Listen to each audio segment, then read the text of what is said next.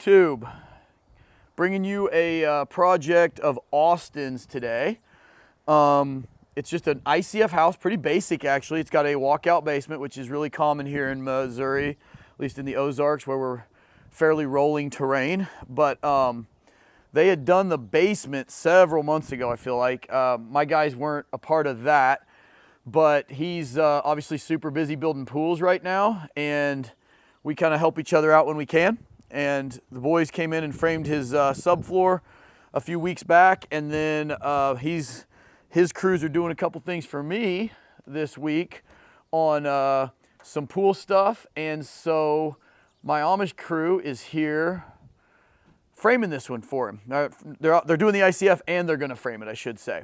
So this is about 5 hours work since they started, maybe 6. They only got a partial day in the other day. One thing about Austin is he lives on the other side of the moon from us. Like the Springfield area is actually pretty sprawled out for the size town it is, and he's about 45 minutes away from me, and my Amish crew lives about 30 minutes further the other direction. So it's over an hour each way to get them here. So this is probably a 6-hour day that they had. And then today they've got some farm stuff going on in the afternoon, so they're only gonna work a half day, and it's Friday. But I think even with a half day, they're gonna be here any minute. We'll probably get the walls topped out. I brought my table saw to cut that top course, and because these are 9-foot walls, and that doesn't end up working out good math-wise for Fox blocks. But we'll have a ripped course at the top. But some cool stuff I'll be able to show you on this project. Once we pour it, we'll probably pour it first part of next week, as like, how we do a lintel over a garage. Most garages get framed out with stick. Just people don't generally go for the ICF budget-wise on the garages, but these customers did. So Austin is doing ICF. So, I mean, obviously we're just gonna cut this stuff off and put our Fox bucks, which I am happy to be using. You'll hear some people, contractors don't always like using them because they're a little bit harder to place, to brace up and stuff. So, you'll have like, this will go in here. It's got a little keyway that fits in nicely.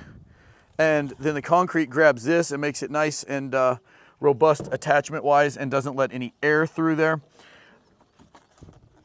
There's webs that look identical to these webs entrained in here. So you have a screw point horizontally every 8 inches.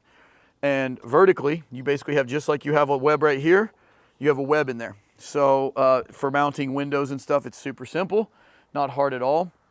And I'll be able to show you guys all that. But before I do a review video for Sunday's video, I thought I would just give a little introduction to this project. And we got another cool one coming up in the fall possibly that we're bidding right now.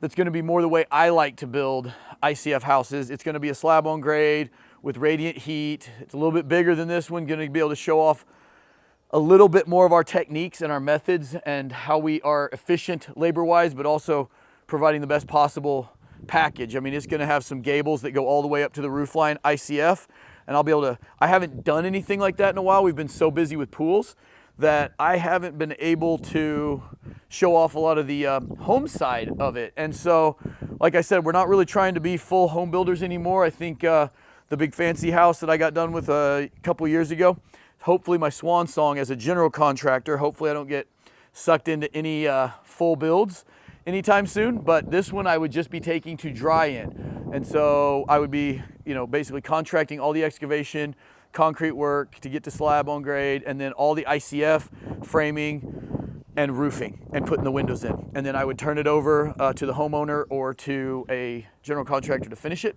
And that's what a lot of guys with some ICF talent have pivoted to.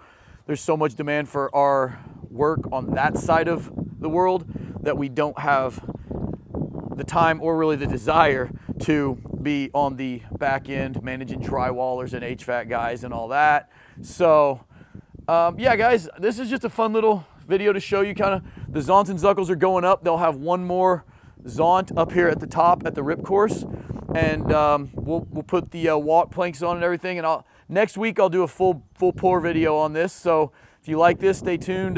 Just like and subscribe and click the little bell so you'll get notified when I post new videos about this project and ones like it.